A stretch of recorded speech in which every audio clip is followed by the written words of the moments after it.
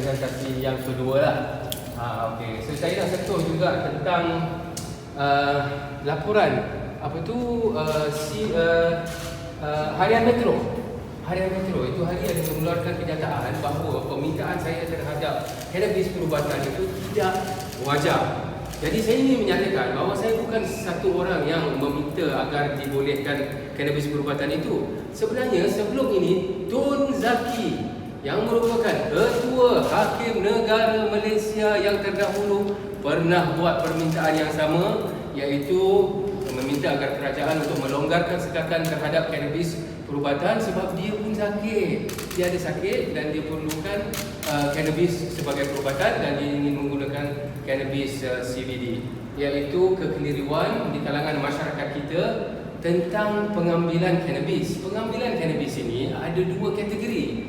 Kategori yang pertama ialah rekreasi, iaitu ambil untuk suka-suka, parti-parti, huri-huri, stone, steam dan sebagainya. Itu namanya kanabis rekreasi.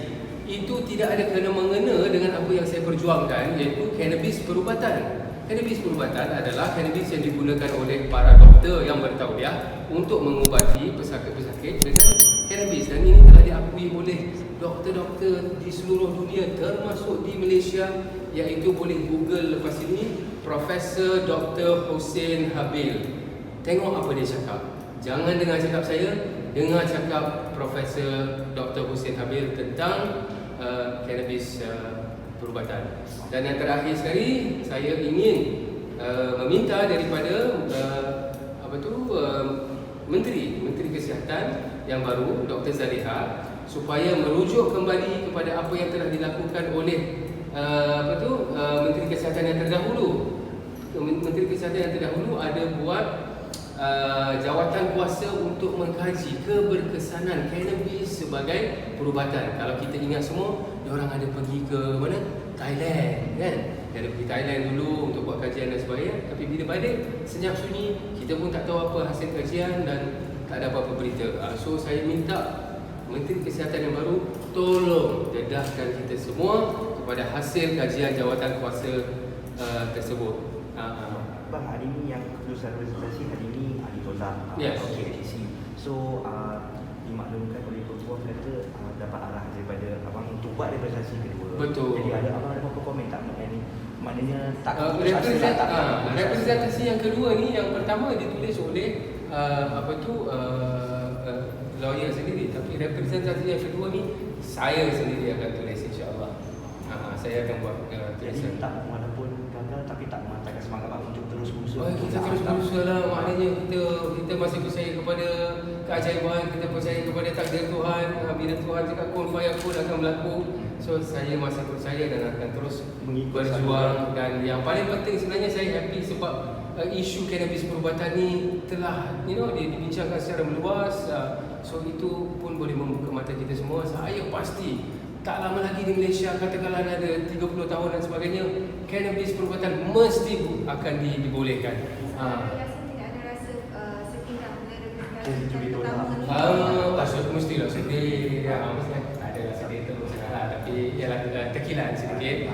Saya pun mengharapkan representatif yang pertama tu kita buat 47 muka surat yang ditulis oleh saya Buang. Okey, tapi tak apalah ditolak buat masa ini. Tapi mungkin ada masalah-masalah teknikal yang tertentu, tapi tak apa. Yang kedua ini saya akan tulis sendiri kepada yang berbahagia peguam negara, insya-Allah. Terima kasih banyak Okay, thank you so much. Kedua, apabila ditolak, bukan bermaksud pihak tertuduh, kita, pihak keluarga, pihak tim pembelaan kita putus asa. Tidak maksud kita tidak akan mencuba lagi dengan lebih gigih, tidak. Itu hari ini juga kita berbincang, kita terus buat keputusan, kita akan masukkan representasi kedua. Seperti mana Yasir cakap tadi,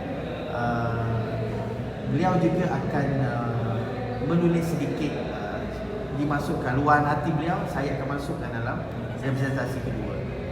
Dan penolakan representasi ini bukan bermaksud penolakan secara total. Kan, selagi perbicaraan belum bermula, selalunya pihak pendakwaan masih boleh mempertimbangkan kalau ada terma-terma baru atau alasan-alasan baru.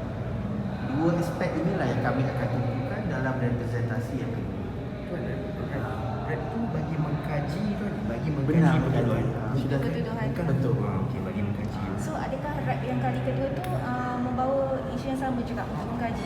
Dia polisi penawaan, mereka tidak boleh mempertimbangkan representasi yang sama untuk kali yang kedua dan berikutnya. Sudah tentu itu buang masa semua pihak dan kita pun faham. Jadi apa yang kami akan perbaharui dalam representasi kedua mungkin dari segi terma yang berbeza. Yang terma ni sudah tentulah kami tidak boleh disclose, daripada dewan lagi kami tidak disclose kerana itu private antara kami dengan anak buah.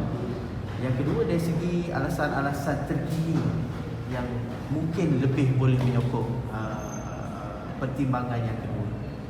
Dan apabila kami bertanya pada pihak penawaran tadi, mereka mengatakan tempoh lebih kurang sebulan itu memadai. Itu satu indikator bahawa representasi pertama sebenarnya sudah memadai, cuma mungkin ada beberapa fine tuning saja. Sekiranya kami perlu membuat representasi yang rombakan besar-besaran, sudah tentu sebulan tidak memadai. Kami masih walaupun macam Yasin katakan tadi terkilan, tetapi kami terima dan ini adalah budi bicara eksklusif discretionary power di pihak pendakwaan. Kami hormatkan itu.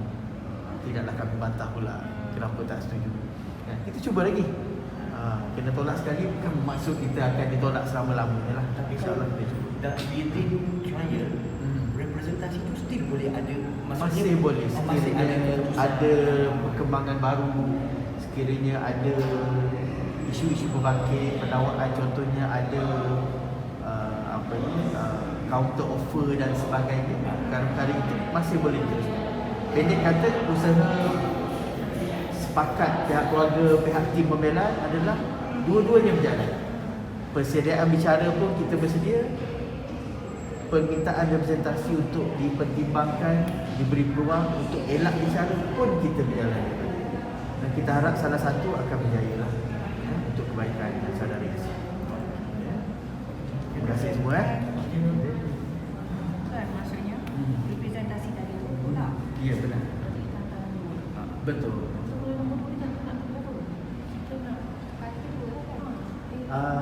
Dia terma dia ada representasi kedua. Dia bukannya susulan. Susulan ni maksudnya kita setting kan. Yang pertama memang dah tutuplah apa ni, tutup buku. Yang kedua bermula yang baru dengan improve terms ataupun dengan improve points. Sebenarnya berkaitan dengan ketuduhan juga. Betul. Cuma apa yang diminta, apa yang dirundingkan, sudah tentu itu tidak boleh Nak tolak lagi buku apa? Kita dah tanya ada prosedur sebelum ni. Bila dapat semua dah, insyaAllah. Kita doakan dapat. Perubahan Dari segi terma yang dicadangkan, dan juga yang kedua penambahbaikan dari segi kandungan. Kandungan mengenai alasan-alasan perubatan kita dah lengkap, kami percaya dah lengkap, tapi isu mungkin perkara-perkara lain mungkin mengenai keluhan hati Yasin sendiri dan satu perkara penting yang kita diskusikan. Ya. Sebelum ni perubahan dokumen yang komprehensif kau cakap. Dah lengkap, kami percaya dan kami dengan bantuan keluarga dapat daripada 3 institusi dan semuanya disokong oleh laporan perubatan yang lengkap dan terkini dan bukannya permintaan kosong. Sebab itu kami yakin alasan yang kami berikan sendiri komprehensif. InsyaAllah. Rasa sedih itu memang ada, tetapi itu lumrah hidup lah. Dan kita akan terus berada bersama Yasin, terus berdoa insyaAllah. Cuma saya amat risau tentang kesihatan dia. Saya peluk dia pagi tadi, tinggal tulang. Jadi saya minta saudara Arif untuk Lawatan terakhir kami di penjara pun Yasin memang seperti biasa bersemangat, redha dengan ujian dan sebagainya. Tetapi kekhawatiran kita seperti yang Cik Zain maklumkan tadi, keadaan kesihatan beliau yang nampak sedikit merusingkan, terutamanya susut berat badan yang agak ketara. Contohnya bila kita peluk dia, salam dia pun kita terasa lah tulang kan. Jadi apabila kita siasat makan, makanan yang cukup dan sebagainya, mungkin melibatkan isu tekanan dan isu kesan sampingan daripada ubat-ubat yang beliau, itulah kerusingan kita sekarang lah. Sebab itulah kita sangat-sangat berikhtiar, berusaha agar satu keputusan yang cepat dapat diberikan pada Yasin.